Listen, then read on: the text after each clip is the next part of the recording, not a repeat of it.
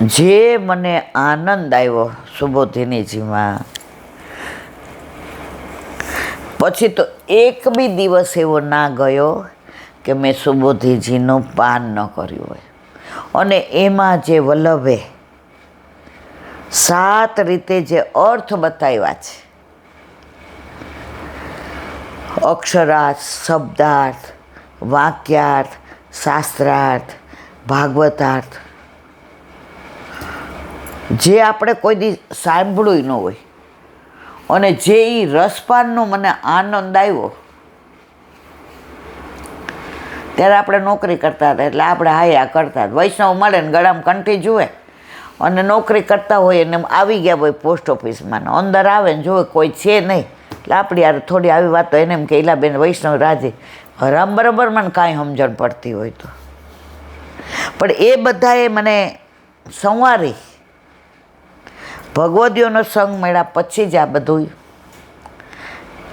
એટલે જ વલ્લભ કહે છે નિવેદનમ તું સ્મર્તવ્યમ સર્વથા તાદ્રશય જન.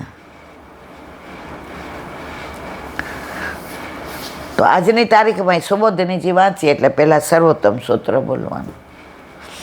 ભગવદીઓ દ્વારા ભગવાન મળે, ભગવાન દ્વારા ભગવાન મળે નહીં. આજે પ્રભુ પધાર્યા શ્રાવણ મહિનામાં, ભાદરવામાં લીલી પરિક્રમા હતી.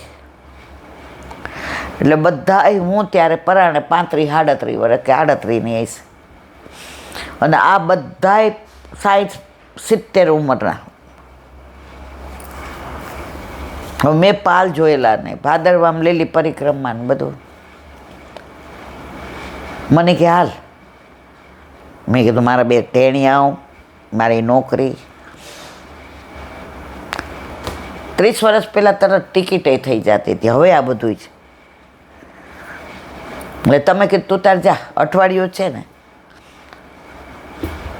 મહારાજને રાખી લેશું. ઠાકોરજી તો હું પધરાવીને જવાની હતી.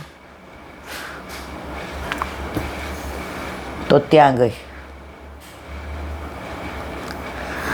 હવે આપણા ઠાકોરજી સખરી નો આરોગે, હવે એ બધા ના આરોગે. તો લાલો તો મહિનામાં આરોગતા શીખી ગયો.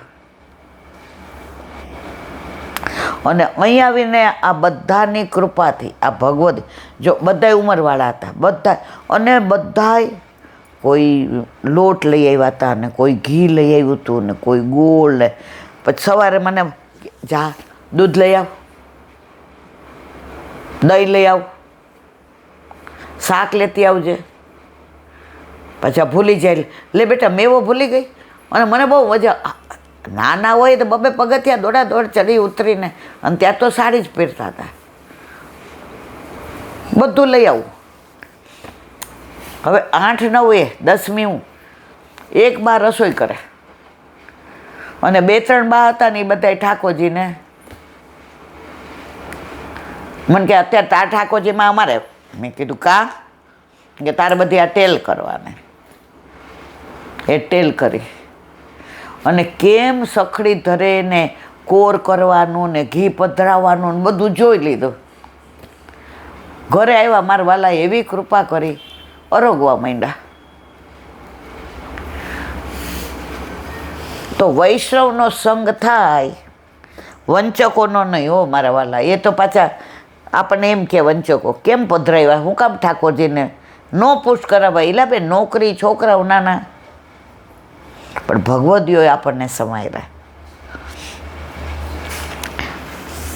તો અહીંયા કહે છે શ્રી મહાપ્રભુજીએ પોતાનો ગૂઢ ભાવ ટીકામાં ગુપ્ત રાખ્યો હતો, તે ગુસાઈજીએ ટિપ્પણીજી કરી પ્રગટ કર્યો અને કૃષ્ણ ભટ્ટના હૃદયમાં સ્થાપ્યો.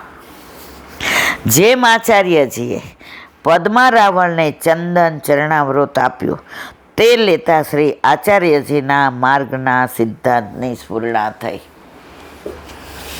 વલ્લભજીને ચંદનને ચરણામૃત આપે, ઇનકે ભાગ્ય કી કહા કહું. આપણે ભાગ્ય નથી, સૌભાગ્ય નથી, મહાભાગ્ય નથી, મહા સૌભાગ્ય છે કે આપણા ઘરે આપણા માથે ઠાકોરજી બિરાજે છે અને રોજ અધરામૃત મળે છે. આપણને કોઈ ગમે એટલું સવારે કહે પ્રસાદ લેવાનું કે ગમે, કેમ જવું ન ગમે? આપણા ઠાકોરજીનું અધરામૃત છોડીને બીજે જવાનું ક્યારેય મન થાય નહીં. અને આપણા ઠાકોરજી ન આરોગ્ય હોય, સિઝનની વસ્તુ એ આપણે લેવાય નહીં. હવે સીતાફળ સરસ આવવા માંડ્યા, આમ તો બધા દિવાળી ઉપર આવે, પણ અત્યારે કળિયુગનો પ્રભાવ એવો છે કે બધું ક્યારે શું. હવે એક વૈષ્ણવને ઘરે ગયા તો એણે સીતાફળનો પ્રસાદ આપણે ન લઈએ, કારણ કે આપણા ઠાકોરજી નહોતા ધરાવ્યું. હવે આજે ધરાવ્યું, હવે લેવાય. આ બધું શીખવાડ્યું કોને? ભગવદીઓએ.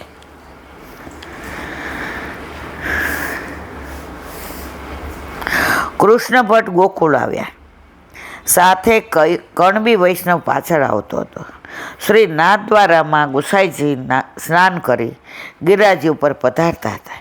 પાછળ કૃષ્ણ ભટ્ટ અને એની પાછળ કણબી વૈષ્ણવ. વૈષ્ણવે ભટ્ટજીને કહ્યું, તમે કથામાં કહેતા હતા કે શ્રી ગોવર્ધન રત્ન જડિત ધાતુમય છે, ગોવિંદ કુંડ દૂધથી ભરેલો છે. મને તો આવું કશું દેખાતું નથી. આ વાત શ્રી ગુસાઈજીએ સાંભળી પાછળ ફરીને પૂછતા વૈષ્ણવે કહ્યું, તે કૃષ્ણ ભટ્ટે કથામાં આમ કહ્યું હતું, પણ મને એવું કાંઈ દેખાતું નથી. તે સમયે આપ શ્રી કાંઈ ન કહ્યું, કારણ આપ સેવામાં પધારી રહ્યા હતા. ઠાકોરજીને વિલંબ થાય માટે આપ શ્રી કાંઈ ન બોલ્યા. પ્રભુના તત્સુખનો વિચાર. જો ગમે એવું કોઈ લૌકિક આવી જાય ને, પ્રભુનો મંગળ ભોગ તૈયાર હોય ને, પહેલાં એ જ ધરાવી દેવાય. આવો એમ ન કહેવાય સેવા કરું છું, મંગળ ભોગ કરું છું. 5 મિનિટો અંદર. ઘણાને ફોન આવે, હું બધા ના જ પાડીશ કે 1.5 થી 2.5 કરવાનો, પણ કોઈક વાર કંઈક એવું કામ. શું કરતા હતા? બીપી મપાવા ગઈ હતી. એવું ન કહેવાય રાજભોગ ધરતી. ઠાકોરજી કે તું મારું તો બધું બહાર પાડી દેશ. કોઈનો ફોન આવે ને તો છોકરાને ધવડાવતી હોય તેમ કે, કામમાંથી એમ કે ને તો મારા માટે કેમ એમ કહેશે? પ્રભુ ના ગમે.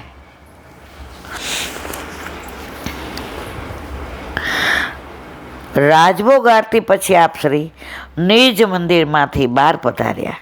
કણબી વૈષ્ણવને બોલાવીને કહ્યું, હવે તું જરા જોતો ખરો. ત્યારે વૈષ્ણવને ગોવર્ધન રત્ન જડિત ધાતુમય અને ગોવિંદ કુંડ દૂધથી ભરેલા તેવા દર્શન થયા. વૈષ્ણવે સાક્ષાત દંડવત પ્રણામ કરી કહ્યું, જે કૃપાનાથ, આપના વિના મારા જેવા તુચ્છ પર આટલી કૃપા કોણ કરે? વૈષ્ણવે ગોવિંદ કુંડ પર જઈ એક લોટી ભરી લાવ્યો અને કૃષ્ણ ભટ્ટને કહ્યું, તમારી કૃપાથી ગુસાઈજી પ્રભુ ચરણે અલૌકિક દર્શન કરાવ્યા. આ કૃપા મારા ઉપર તમારી કૃપાથી થઈ. કેમ કે જેને શ્રી વિઠ્ઠલનાથ વિચારે રે, તેને પ્રગટ પદાર્થ ચારે રે, ઉપરાંત ભજન ફળ આપે રે, બ્રજમંડળ સ્થિર કરીને સ્થાપે રે. આ પ્રસંગમાં વૈષ્ણવે ભ્રમ કર્યો, શંકા કરી, તો પણ પ્રભુએ કૃપા કરી ગિરિરાજીના રત્નખચિત ધાતુમયના અને દૂધથી ભરેલ ગોવિંદ કુંડના દર્શન કરાવ્યા. આ પ્રસંગમાં વૈષ્ણવ દ્વારા માર્ગ ફલિત થાય છે, ફળે છે. માટે વૈષ્ણવનો સંગ રાત દિવસ કરવો, પણ વંચકથી દૂર રહેવો. તેનાથી બધા ફળ મળે. ગુરુની કૃપા થાય પછી કોઈ વસ્તુની ખામી રહેતી નથી. માટે વૈષ્ણવનો સંગ જ સર્વોપરી છે. બોલો વલ્લભ દયારામભાઈના ચંદ્રાવલા. દયારામભાઈના ચંદ્રાવલા. 39મું ચંદ્રાવલું આગળ. આ પદમાં તાલ નૃત્યના બોલો દીધા છે. તે બોલને આધારે નૃત્ય થાય છે. પ્યારી જૂની સાથે નૃત્ય કરતા પ્રભુ થે શૈરી શબ્દોનો ઉચ્ચાર કરે છે. આ નૃત્ય કળા જોઈ કરોડો કામદેવ લજ્જિત બને છે. યહ ગતિ ન ચાવન,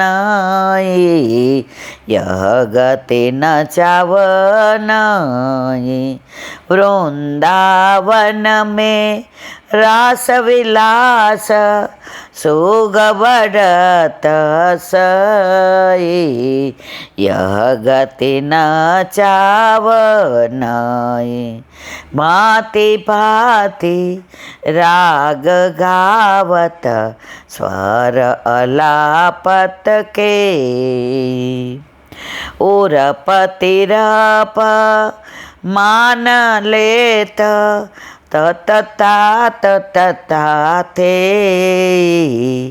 श्याम सुंदर करत क्रीड़ा प्रेम घटा छय, कुंभन दास प्रभु गिरिधर, कुंभन दास प्रभु गिरिधर, छिन छिन प्रेत नये, यह गति न चावन. રાસમાં ભક્તોની સાથે સમાન રૂપથી નૃત્ય કળા, ગાન કળા, હાવભાવ, કટાક્ષ કરતા પ્રભુ રાધિકાજીને રીઝવે છે. આવું અદ્ભુત નટ નૃત્ય જેમાં તરે તરેની રાગ રાગીણી આલાપ ઉરપ તિરપમાં માન લેતા શ્યામ સુંદર પ્રેમને વસે ક્રીડા કરે છે. તે રસ રાસમાં પ્રતિક્ષણ નવીન પ્રીત ઉત્પન્ન કરે. પ્રભુની દરેક લીલામાં નવી પ્રીત, નિત્ય નવતમ લીલા, જે અત્યારે આ ક્ષણે કરે એ પછી કરોડો વર્ષો સુધી ના કરે. એવા એમની ભ્રુકુટીની લીલા, એવા હાસ્યની, એવી મુખારવિંદની, એવી એમની લલત ગતિ, નિત્ય નવતમ. આ પ્રેમ લક્ષણા ભક્તિ સર્વથી શ્રેષ્ઠ, માટે જ કવિશ્રી કહે છે કે ભજો શ્રી કૃષ્ણ કૃપાર. આ 39માં ચંદ્રાવલાના વિરામ આપ્યો. હવે 40. सेवा संगत हरिभक्तन की करे प्रेम भक्ति उत्पन्न, ते करे कृतार्थ एकली, नव जोइए कोई साधन, जोइए न वच विद्या वितवर्ण रूप, पराक्रम पवित्र आचरण, कैसो जोया नथी कहो किए हाम, तो सुनो प्रगट बतावू नाम, सेवो श्री कृष्ण. आनु बहु सरस है કે તમારે પ્રભુ કૃતાર્થ થવું છે. પ્રેમ લક્ષણા ભક્તિ કશાય સાધન કરવાની જરૂર નહીં. પુષ્ટિ માર્ગમાં સેવા એ જ સાધન અને સેવા એ જ ફળ. ગોરજા સમુરાઈનો પ્રસંગ યાદ કરવાનો બધાય જાણે છે, એટલે અહીંયા મારે કહેવો નથી. હવે કે સેવા સંગત હરિભક્તન કી કરે, પ્રેમ ભક્તિ, હરિભક્તિ સેવા સ્મરણ એનો સંગ કરો તો પ્રેમ ભક્તિ ઉત્પન્ન થયા વિના રહેતી. આપણામાં તો સ્પષ્ટ કહ્યું છે, હરિગુરુ વૈષ્ણવમાં ભેદ માનવો નહીં. જો હરિ તો કાંઈ કહેવાના જ નથી, જેમ રાખો એમ રહેશે ગુરુના નિયમ પ્રમાણે. પણ વૈષ્ણવને તમે બરાબર નહીં રાખો. હવે આવ્યા વૈષ્ણવ, તમે લાપસી કરી છે, નીચે બળી ગઈ, તમને એમ થાય કે ઉપર ઉપર લઈ લઉં ચાલશે. હવે તમે પીરસીને ઘી પીરશું, મનમાં એમ થાય જરાક બળી ગયાની હા આવે, જો વાસ આવે છે. જુઓ, ઠાકોરજીને આ ન ગમે, મારા વૈષ્ણવના સુખનો વિચાર તે ના કર્યો. એટલે જો ઠાકોરજીને આપણે બળેલી નહીં ધરાવીએ, તમે જોજો, શાકે સેજ નીચે બળી ગયું હોય ને તો બીજામાં કાઢીએ તો આપણને એમ થાય ના, પ્રભુ માટે થોડું બીજું વઘારી નાખે, કારણ કે પ્રભુ એવા કોમળ. તો હરિગુરુ વૈષ્ણવમાં ભેદ માને એને અસુર જાણો. તે કરે કૃતાર્થ એકલી, નવ જોઈએ કોઈ સાધન. એ એવા કૃતાર્થ કરે, કાંઈ સાધન કરવાની જરૂર નહીં. જોઈએ ન વય, તમે કેટલી ઉંમરના છો એ નથી જોતા. આપણી ભેગો ઓલો આદિ આવ્યો હતો, હવે 6-7 વર્ષનો હતો ને, જેવો સત્સંગ થાય એટલે મારી પાસે આવીને બીજે પછી બીજે દી કે એટલે બા ઓલી વાર્તામાં બહુ આનંદ. અરે તારી ભલી થાય,